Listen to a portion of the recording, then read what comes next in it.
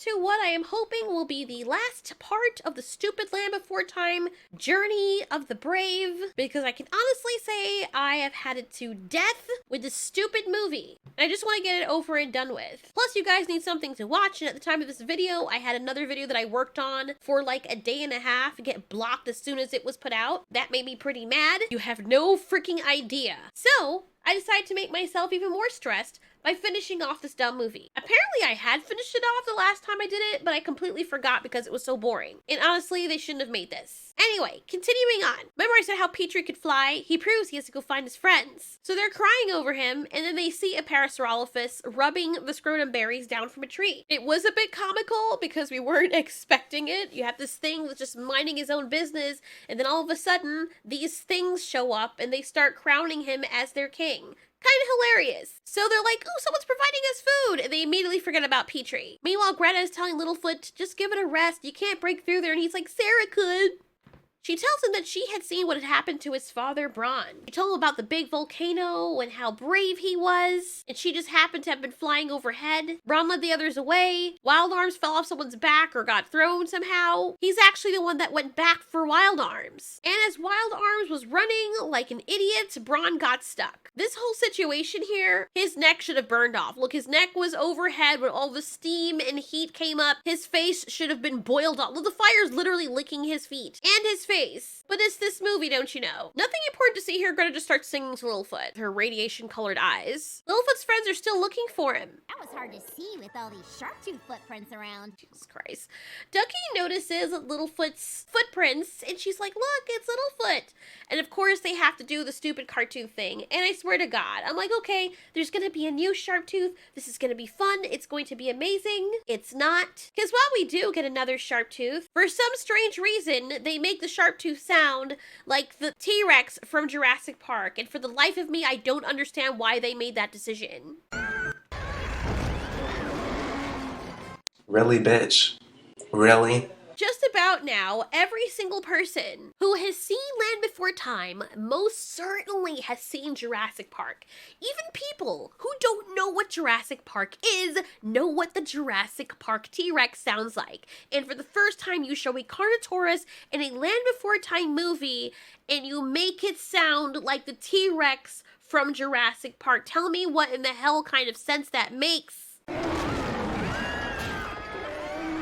It honestly sounds so unnatural. It sounds like it does not belong in this movie or in this franchise at all, and it's very uncreative. I mean, you used already a specific roar for all the other dinosaurs. Just tweak it a little bit so it sounds a little bit different, but you make it sound exactly like that. And it's not even the utilization of the sound that's the problem, because the Avatar Thanator sound exactly the same way. Yeah, that was really lazy on James Cameron's part, but at the same time, you can kind of forgive it because his movie, you know, with the entertainment factor kind of made up for that. But this Land Before Time movie is just pure ass cake, and I can't understand for the life of me why you would use a Jurassic Park soundtrack in the Land Before Time franchise. At least with the Avatar, it's a completely different franchise, but you use dinosaurs, and then you use another franchise that's tied with dinosaurs that has a specific dinosaur sound for that specific dinosaur, and then use it on a completely different dinosaur for this franchise that's also about dinosaurs. Good grief.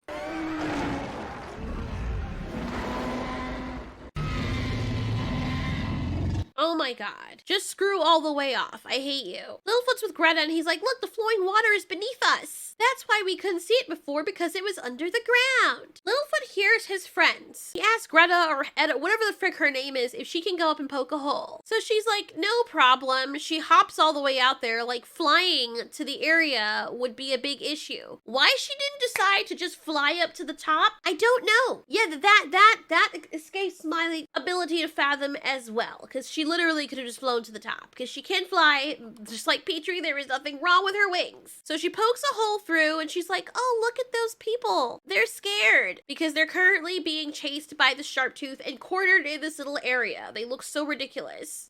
I wish I could tell all four of them how ridiculous they look. You know, Sarah and Spike don't look so bad. It's the frickin'... You know what I mean? Just like, dude, she's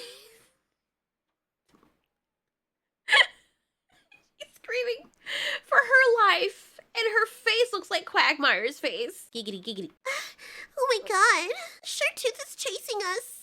I feel so moist. Anyway, Edda's like, or Greta, whatever her name is like, come down. And I swear, in some scenes, Sarah looks so ugly. I don't know why. Now Ducky looks fine, and Sarah looks like, I don't know, something just feels off about them. So they go on down, so they can quickly be reunited with Littlefoot. And so they can say their apologies, but not before they continue with the whole spiel of the Carnotaurus sounding just like the T-Rex.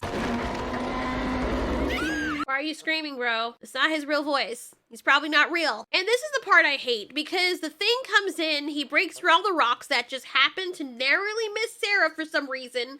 All these heavy rocks fell down around her, and none ended up dropping on her budai. I don't understand how that's even possible. But you know, whatever. Okay, so the thing has been fighting to get inside so it can eat them.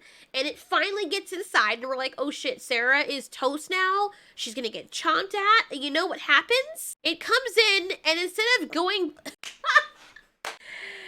oh my god. Instead of... for frick's sake, man. I swear to God, these movies are going to be the death of me. I'm so glad we're going to end it. We're finally ending it here because I can't take this anymore. It fights to come in and then it literally just looks at her. She's scared. She is right there. Go ahead, grab her. Look at her freaking cheek on that rock. She is right there, ripe for the taking. But no, it stands there. It doesn't even snap at her after it stands there for a while. It roars. Why are you... I don't understand why it spent all that time and all that energy trying to breaking and force itself through the rocks just to be right there in front of its food that it can clearly see because it's had its eye on her the whole time because she's the fattest. And it's like, damn, I'm gonna get you when I get in there. And it finally breaks through and then it just stops and looks at her. And then when she's still just standing there, instead of running and jumping down to the hole, it's like, let me wait for 5 more seconds so you can process what's going on and jump down that hole. And let me just roar so that you can jump down in the hole and I can snap at the last minute and not catch you. Which was my first intention. It doesn't make any sense, and I wish they would stop doing that. This is the 14th movie, bro. Shouldn't still be doing this stupid trope. It's annoying. Anyway, they're reunited. They all apologize to each other, and then they find their way out. Greta decides to go with them just because. I thought flyers couldn't swim. Then they're like, oh no, it's a waterfall. But it's not a harmful waterfall. They're all just having the best of fun while his father's off dying somewhere. I can imagine, like, if his father was actually really dying and he didn't know and his last moments were him laughing right before while his father was, like, suffocating or dying somewhere, he'd be really sad. And I don't know why that gives me so much pleasure. It just does. So, they're right by the smoking mountain. He finally sees Braun, his father, which sounds like it's not the same voice, but it's not as bad and as much of a difference as Littlefoot's grandfather and Sarah's father, because those things were just horrible. Now, this rock is very heavy and Braun's leg is stuck in between it. I feel like with how strong he is and big he is, he could have tried pushing the rock off with his tail and with his forelegs. And the reason I say that is because later his son is able to leverage the rock and push it off of him, but he has more leverage from where he is right now with his... Why does Braun look like that? Why does he look like that? He looks like he was dipped into wonton soup or something. For some reference, this is how he's supposed to look. He's supposed to have that long brown strip down his face and going all the way back from his body. And then his cheeks are supposed to be brown and he's supposed to be cream colored from his mouth to his eyes. Did he go bald for this movie? Like, the whole front of his face is missing. I'm guessing they wanted him to look more like Littlefoot or something, but it just comes off looking weird because we've previously seen Braun in the last movies, so why are you changing his design? Meanwhile, Chomper, Ruby, Mr. Tops, Wild Arms, and Gourmet have picked up the scent, while the Carnotaurus is also walking around there trying to hide from it. Honestly, this part doesn't even mean anything because it literally has no bearing on the story. You could have removed all of this whole segment with Gourmet and Mr. Tops and it would not have meant anything. It wouldn't have added anything from the story. It wouldn't have taken away anything from the story. They're literally there for no freaking reason. Those characters are completely useless in this story. The thing gets distracted by some Gallimimus and then it's just comedic relief that's not really that funny between these guys. Meanwhile, Littlefoot is like, oh no, I gotta save my dad because now the mountain is blowing chunks. Food. Oh, no. Littlefoot, what are we going to do? Then he gets on his brave spiel face and I can't stand it when he does that because he looks so freaking dumb. He's all like, guys, we're gonna save my dad. And his dad is telling him, Littlefoot, Just go home. Don't save me. Don't worry about it. We can tell that the apple doesn't fall very far from the tree because Littlefoot's like, no, you didn't give up on me. I'm not giving up on you. This is your son. This is your only son who you spent all your life looking for. And instead of being insistent in saying, Littlefoot, I really appreciate that you want to save me, but I really would want you to leave. I don't want you to be in danger. Or at least go back and get help or something. He just does this. I'm not giving up on you! Look, it's not his fault he doesn't want to die, but he'll sit there and be like, I care about you. I want you to be safe. And in the next moment, you're like, thank God I had to say that just to got an obligation because I really don't want to die. I don't give a damn what happens to you as long as you try to save me. And he looks ugly. He does not look like Braun. So stupid ass Littlefoot is like, can you break that rock, Sarah? And she's like, ugh. Littlefoot, it's huge. That's what she said, or that's what I said. And he has the stupidest sneakerhead face I've ever seen. Before, this was the same Littlefoot who was like, Sarah, I know you can't break that rock, tee-hee. And now he's like, you can do it, Sarah. You can break that rock. To hell with hurting yourself like you did in the last movie. Because, you know, blasting your head through something like that big can really cause permanent brain damage because of how small you are. It doesn't matter, my father needs us. Petrie asks what he can do, and I'm actually happy in this moment because Petrie, you actually asked a question that makes sense. Instead of sitting there and doing something that's not actually helping everyone else, you asked how you could be of service. Very good. I'm so proud. Littlefoot just tells him to go overhead and just look at the fire so they have an idea of how far it's coming or when it's going to be right upon them. Like it's not big and bright and everyone can't see it. Oh, now look, they remembered to color Braun's face in. For some reason, I don't think that's going to last very long. So then Sarah charges the rock, and I swear to God, with the cartoon sound effects, it drives me nuts. I'm like, okay, maybe I can start liking it, and I'm eager to see if she's actually going to get to break that rock. And then they play the sound effects, and that just takes me all the way out. There really is no need for it, and throughout this entire movie, they couldn't let 5 minutes go by without them adding Acme Hour sound effects, and it just ruins the entire thing. Maybe it doesn't for everyone, but it does for me. That's one. And at least they kind of hit it a little bit with some other rock sound effects. But then they do this, and I'm like, really, bro?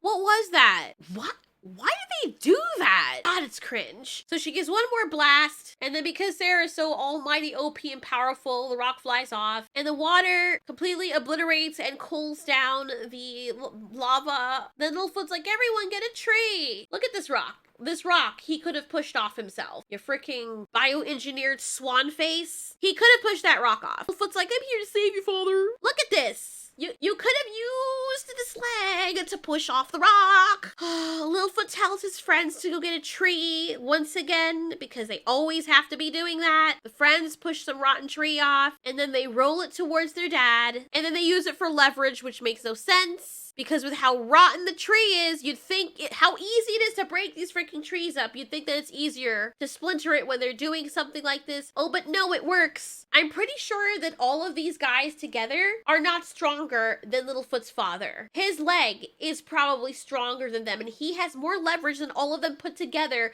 to push this rock off of his leg. But no, somehow miraculously, they're able to somehow get it under, and it has just the right edge to get under and not splinter, which would have broken off the tip to begin with, and get the rock off of him. So of course they push down. First of all, the thing doesn't have a lot of leverage to begin with. It's on that little tiny rock, and they somehow managed to lift it enough so the father's like, go! And it just makes no sense. And then he looks like he aged like 70 years because now he looks like an old woman. They use a clipping mask so that the lava can flow over. In the nick of time, they make it. Oh no! But Littlefoot and his father are trapped on the other side. Whatever will they do? His dad, who's been lying there with his leg caught on that rock all day, is magically able to jump, and he's totally fine all of a sudden. That's when Sarah hears her stupid dad's voice calling. That's not her dad's voice. The grown-ups are just looking at them like they're locusts. They look like locusts. They look like locusts.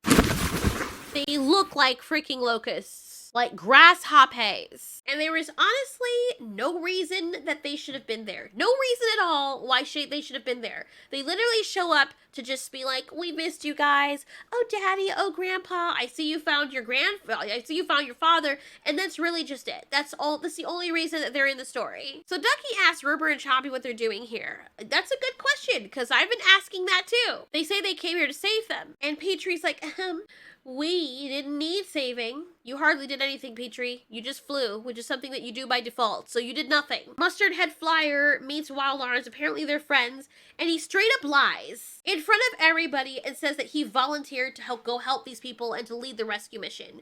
No, he didn't. She calls him on his bullshit and she asks him, did you really volunteer? You volunteered to help?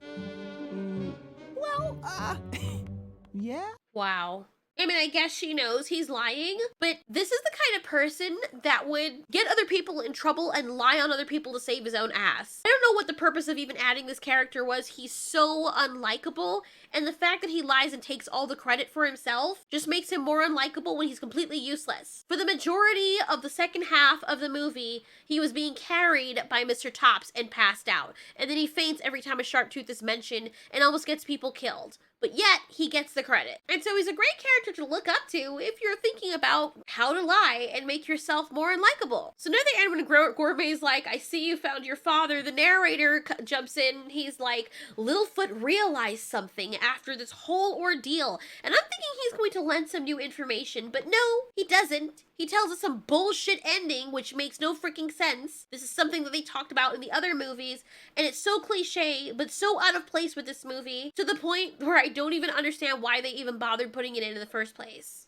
The realization that he and his friends would always be together to the end of their days. My freaking god. This movie was dumb. This movie was dumber than the tip of a broomstick. I am so glad I'm finally finished it. And I honestly can't say whether or not I'll do the TV shows because the way that Land Before Time is gone now, it makes me not want to watch it. I'm sorry. I'm really not interested. I know you guys like seeing me suffer because you're sadists, but I think I'm gonna need a very long break from this. Ugh. Thanks so much for watching. This has been Ultiori. You ask, we answer.